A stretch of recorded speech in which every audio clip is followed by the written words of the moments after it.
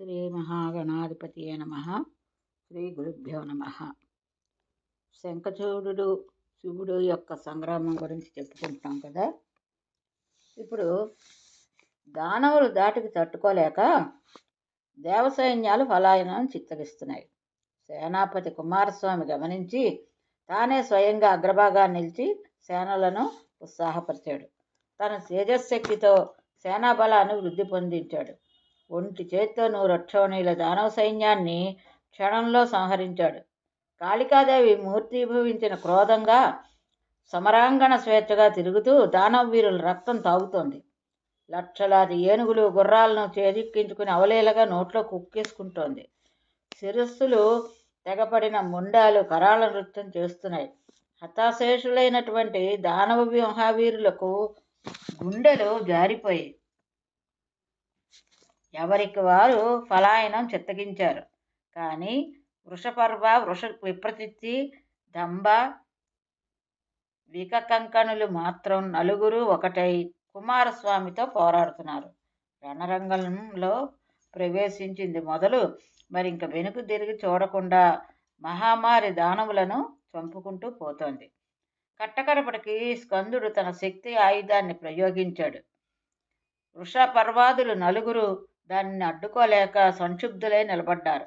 అంతేగాని భయార్తులై పారిపోలేదు. ఆకాశం నుంచి పుష్పవృష్టి కురుస్తోంది.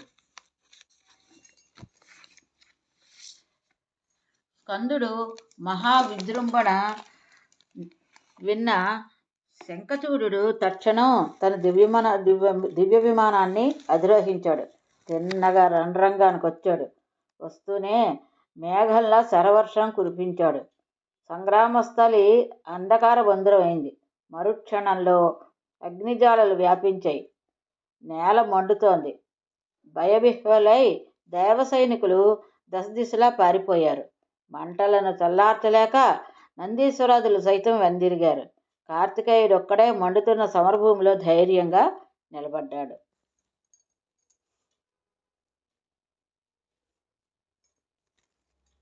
శంఖచూడుడి ఉత్సాహం ఉప్పొంగింది.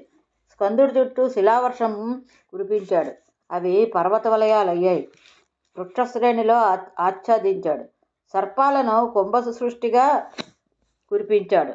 కార్తికేయుడు చేతిలో ఉన్న ధనస్సును నడిమికి రెండుగా విరగ్గొట్టాడు.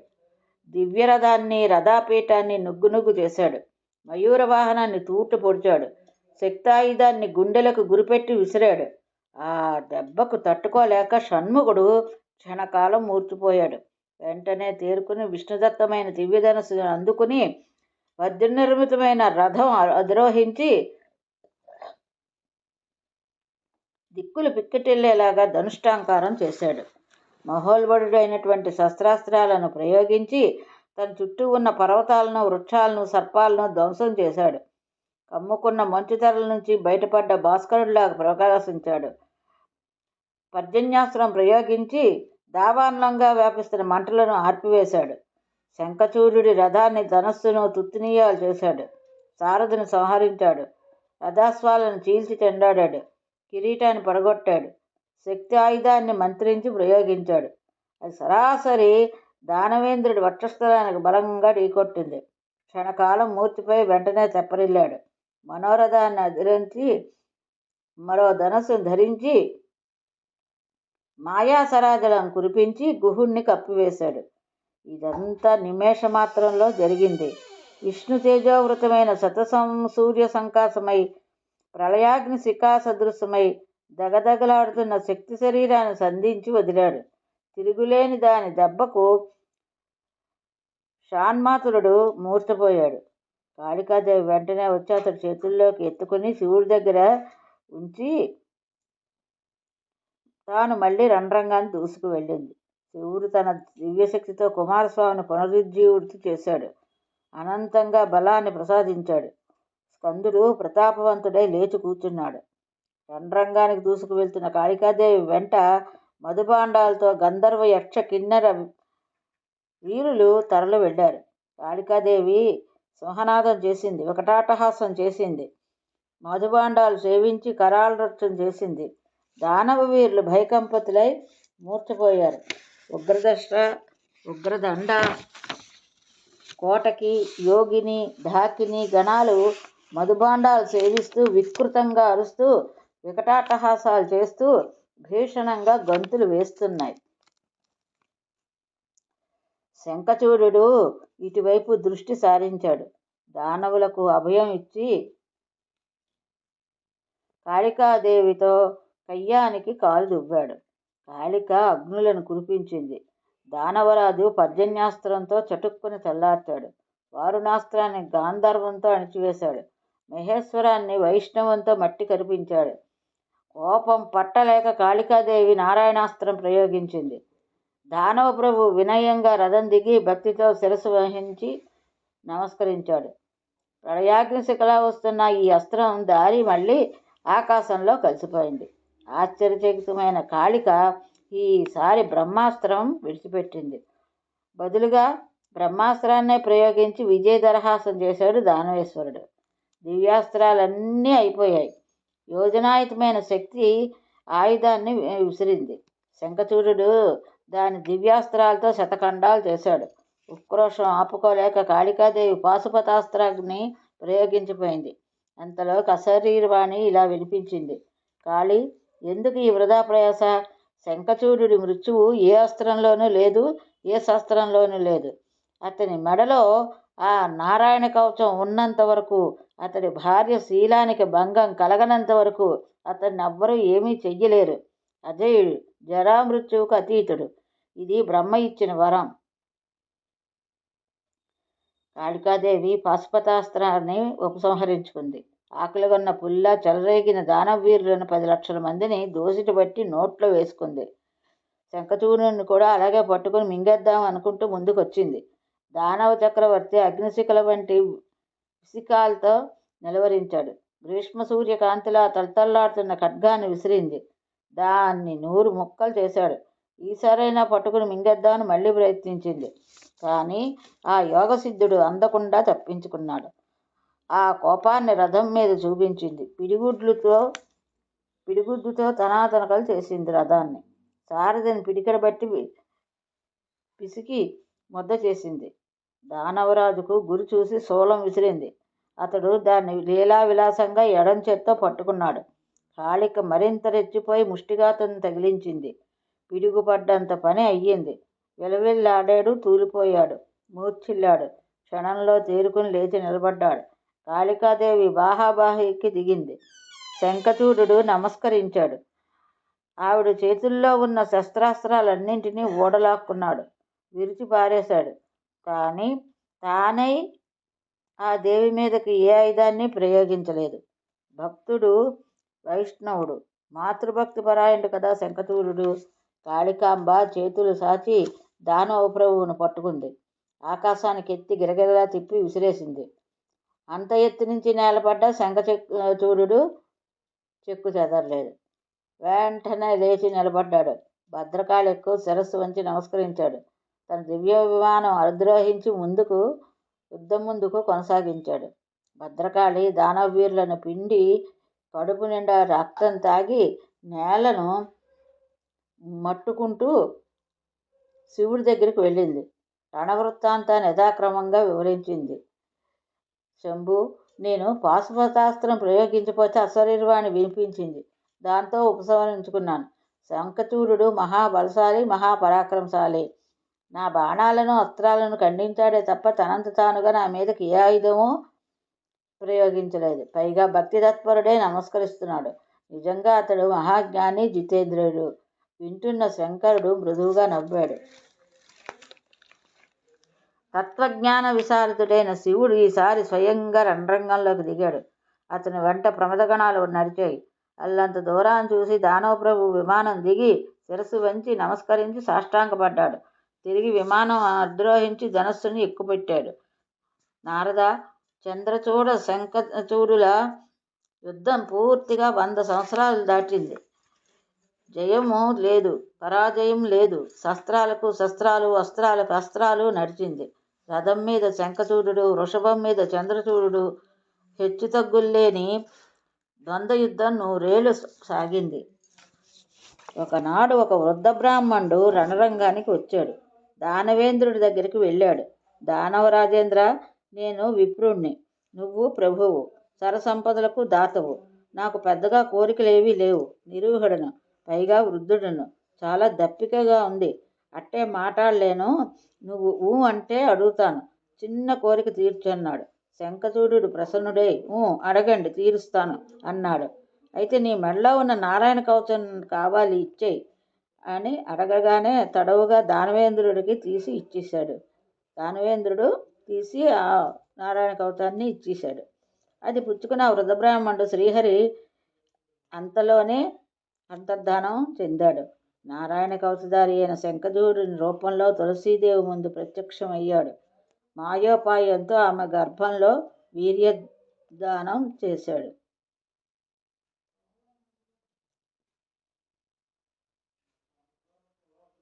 శంఖచూడు రూపంలో తులసీదేవి ముందు నారాయణ కవచంలో ఉన్నటువంటి శ్రీహరి మాయోపాయంతో ఆమె గర్భంలో వీర్యదానం చేశాడు. సరిగ్గా అదే సమయానికి రణరంగంలో శివుడు తనకి శ్రీహరి అందించిన శూలాన్ని తీశాడు.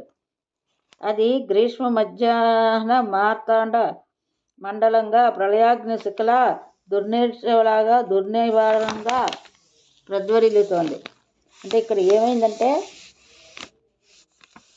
శంఖచూడు ఎలా చనిపోతాడు? నారాయణ మెడలో ఉన్న నారాయణ కవచం ఇచ్చేసిన తన భార్య శీలానికి భంగం కలిగిన చనిపోతాడు. ఇక్కడ నారాయణ కవచం తీసుకున్నాడు. అటు శంఖచూడుడి రూపంలో భార్య శంఖచూడుడి భార్య కడుపులో గర్భంలో వీర్యం చేశాడు.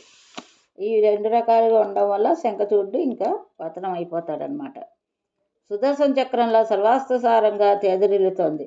1000 ధనస్సులు పొడుగుంది, 100 బార్లు వెడల్పు ఉంది. సర్వ బ్రహ్మాండ మండలాన్ని సంహరించడానికి సమర్థతను వినిపిస్తోంది. ఆ శూలాన్ని ఒక్కసారి గిర్రును తెప్పి శంఖచూడు మీదకి విసిరేశాడు. దాన్ని చూస్తూనే దానవేంద్రుడు ధనస్సు వదిలాడు. మనస్సులో శ్రీకృష్ణుడి పాదపద్మాలను ధ్యానించాడు. యోగాసనాసీనుడయ్యాడు. శూలం గిరికీలు కొట్టుకుంటూ వచ్చి అతని మీద పడింది. పడటమేంటి, రథంతో సహా భస్మం అయిపోయాడు. ఆ భస్మరాశిలోంచి కిశోర గోపవేషంలో సుధాముడు ఆవిర్భవించాడు. శంఖచూడు తర్వాత జన్మలో సుధాముడుగా ఆవిర్భవిస్తాడని చెప్పాం కదా, అలా విధంగా సుధాముడుగా ఆవిర్భవించాడు. విభుజుడు, మురళీహస్తుడు, రత్నభూషణ భూషితుడు, గోప కోటి పరివేష్టితుడు, బాల్య సూర్య ప్రభలతో వెలిగిపోతున్నాడు. అంతలోకి గోలోకం నుంచి దివ్య విమానం వచ్చింది. అతడు, గోపకులు అందులోకి అధిరోహించారు. అది ఆకాశ మార్గాన గోలోకానికి సాగిపోయింది. అక్కడ బృందావనంలో రాసమండలంలో రాధాకృష్ణులకు సవినయంగా సభక్తిగా నమస్కరించాడు, సాష్టాంగపడ్డాడు. రాధాకృష్ణులు ప్రసన్నవాదనారు విందులై బాలసుధాముని తిలకించి ప్రేమగా చేరదీసి ఒడిలో కూర్చోబెట్టుకున్నాడు. శివుడు ప్రయోగించిన శూలం శంఖచూడు అస్థికలతో కలిసి శంఖజాతిగా మారిపోయింది. అప్పట్నుంచి శంఖం దేవతార్చనలకు యోగ్యమైంది. అందువల్ల శంఖము దేవతలు అర్చనకు లో భాగమైపోయిందన్నమాట. శంఖంలో పోసిన తీర్థం చాలా ప్రశస్తం, దేవతలకు ప్రీతిపాత్రం, పవిత్ర తీర్థాలకెల్లా పరమ పవిత్రం. శంఖ శబ్దం వినిపించిన చోట లక్ష్మీదేవి ఉంటుంది. శంఖ జలంతో స్నానం చేస్తే సకల తీర్థాల్లోనూ స్నానం చేసినట్టే. శంఖం శ్రీహరికి అధిష్టానం. అది ఉన్న చోట విష్ణుమూర్తి ఉన్నట్టే. అక్కడ లక్ష్మీదేవి ఉంటుంది. అమంగళాలన్నీ పటాపంచలైపోతాయి. దానవ సంహారంతో శివుడు సంతృష్టి చెందాడు. వృషభారూఢుడై తన లోకానికి వెళ్ళిపోయాడు. దేవతలు తమ రాజ్యాన్ని, తమ అధికారాలను తిరిగి పొంది విజయోత్సవం చేసుకున్నారు. దేవదుందువులు మిన్నంటి మోగాయి. గంధర్వ కిన్నెరలు గొంతెత్తి పాడారు. పుష్పవృష్టి ధారాళంగా కురిసింది. మహర్షులు, మునీంద్రులు శివుడిని, ప్రమదాలను, దేవవీరులను, కాళికామాతను ప్రశంసించారు. నారద, తులసి గర్భంలో శ్రీహరి వీర్యదానం ఎలా చేశాడనేదే కదా నీ శంక. చెప్తున్నాను విను. తులసీదేవి పాతివ్రత్యాన్ని భంగపరిస్తే కానీ శంఖచూడు మరణించడు కదా. అందుకని శ్రీహరి దానవ రూపంలో తులసి మందిరానికి వెళ్ళాడు. మందిర ద్వారం దగ్గర దుందిపి ఉంది. దాన్ని మోగి ఉంచాడు. అది జయశబ్దం చేసింది. ఆ ధ్వని విని పరమానందభరితురాలై ఆ సాధ్వీమణి మందిర కవాటం దగ్గరకు తెరిచి ఇవలకు వచ్చింది. ఎట్టఎదుట ఆ మనోహరుని చూసింది. సంతోషం పట్టలేక ఉక్కిరిబిక్కిరి అయ్యింది. బ్రాహ్మణులకు, వందిగామతులకు, స్వస్తివాచకాలకు తన కనక మణిమాణిక్యాలను దోసిళ్ల కొద్దీ దానం చేసింది. అర్ఘ్యపాదాలనిచ్చి మనోహరుడి పాదాలను కడిగింది. నమస్కరించి ముద్దాడింది. ఎందుకో ఏదో తెలియని దుఃఖం కట్టలు తెచ్చుకుని వచ్చాయి. వలవలా ఏడ్చింది. సాదరంగా తీసుకువచ్చి ఏకాంత మందిరంలో రత్నసింహాసనం మీద కూర్చోబెట్టింది. చందన చర్చలు చేసింది. కస్తూరికా తాంబూలాలు ఇచ్చింది. నాదా, ఇప్పటికి నా ప్రాణాలు కుదుటపడ్డాయి. రంగానికి వెళ్ళి క్షేమంగా తిరిగి వచ్చావు. అంతే చాలు. నా తపస్సు ఫలించింది. నా జన్మ చరితార్థమైంది. నా జీవితం సఫలమైంది. ఇలా పలవరిస్తూ కామభావ పరిపూర్ణతయై సవిలాసంగా వాలుచూపులు విసిరింది. స్పర్శ సుఖాన్ని అనుభవిస్తూ పులకరించింది. గుండెలు నిమురుతూ, స్వామి, అసంఖ్య విశ్వసంహర్తతో యుద్ధం కదా, ఎలా జరిగింది? విజయం ఎలా లభించింది? దయచేసి వివరించవు అని గోముగా అడిగింది. శంఖచూడుడి రూపంలో ఉన్న శ్రీహరి మందహాసం చిందించి మృదువుగా అమృతప్రాయంగా పలికాడు. కాంతామణి, మా ఇద్దరి యుద్ధం నిండా 100 ఏళ్ళు జరిగింది. ఇంకా మన దానవీరులందరూ మరణించారు. నేను మాత్రం పోరాడుతూనే ఉన్నాను. అంతలోకి బ్రహ్మదేవుడు వచ్చాడు. మా ఇద్దరికీ ప్రీతికారంగా సయోధ్య కుదిర్చాడు. దేవతలకు వారి రాజ్యం వారికి ఇచ్చేశాను. సంతృప్తిలో వెళ్ళిపోయారు. మన రాజ్యం మనకి మిగిలింది. ఆ తృప్తితో ఇంటికి తిరిగి వచ్చేశాను. శివుడు తన లోకాలకి వెళ్ళిపోయాడు. క్లుప్తంగా జరిగింది ఇది అంటూ తులసిని శయనం మీదకి వాల్చాడు. ఆ ఆకర్షణకు, ఆ సంభోగ సుఖాదాఖ్యానికి అనుమానించిన తులసి రకరకాలుగా వితర్కరించుకుంది. శంఖచూడుడు కాదని నిర్ధారించుకుంది. శివాలను లేచింది. మాయావి, నువ్వెవడవో చెప్పు. నా పాతివ్రత్యాన్ని నాశనం చేశావు. నన్ను అనుభవించావు. నిజం చెప్పకపోతే శపిస్తాను అంటూ గాండ్రించింది. శపిస్తుందేమో అని భయపడి శ్రీహరి తన రూపాన్ని చూపించాడు.